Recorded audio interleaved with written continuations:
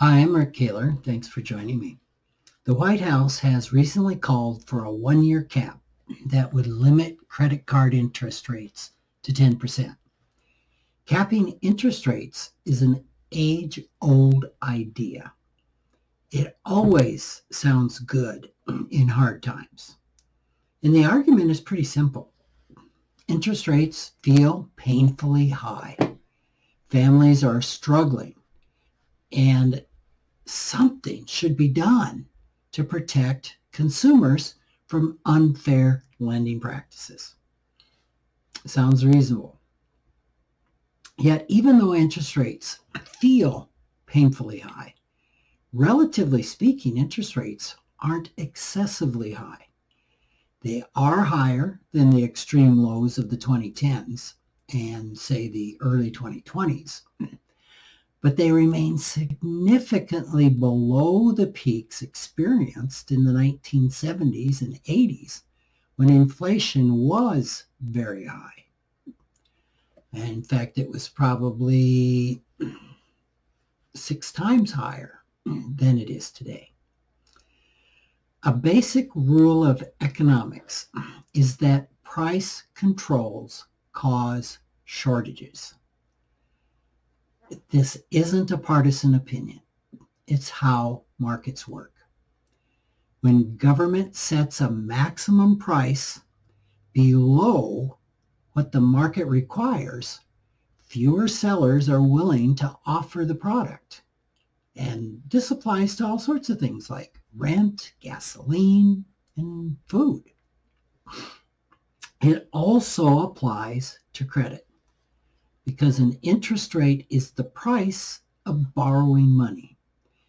So interest rates don't exist to punish borrowers. They exist to price risk. When lenders are told they can't charge more than 10%, even when the market risk calls for a higher rate, they don't suddenly become generous. They become more selective. The first borrowers to be denied credit are those with weaker credit, with unstable incomes or fewer assets. The people who are most supposed to be helped by an interest rate cap are often the first ones locked out. For much of U.S. history, states enforced usury laws that capped interest rates. Those laws didn't create abundant, cheap credit. They limited it. Banks either avoided certain borrowers, charged high fees to make up the difference, or found legal ways around the caps. In 1978, the Supreme Court ruled that national banks were allowed to charge the interest rate permitted in their home state, even when lending across state lines.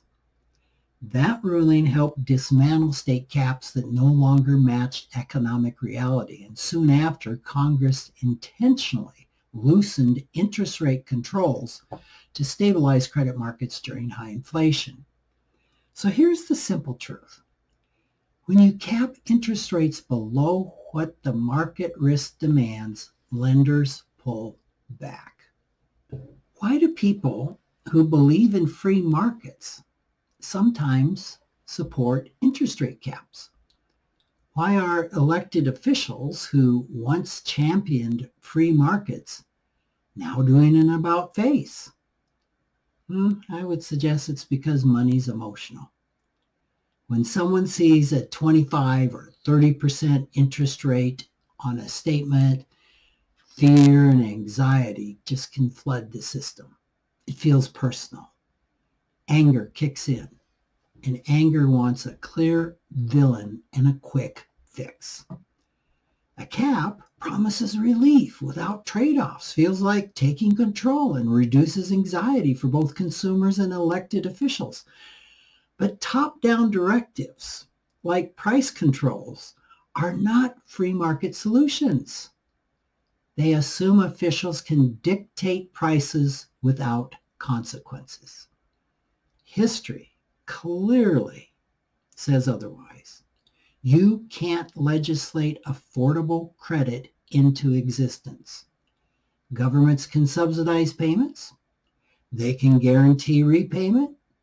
They can disguise the cost with high fees, but they can't cap prices and expect supply to remain unchanged.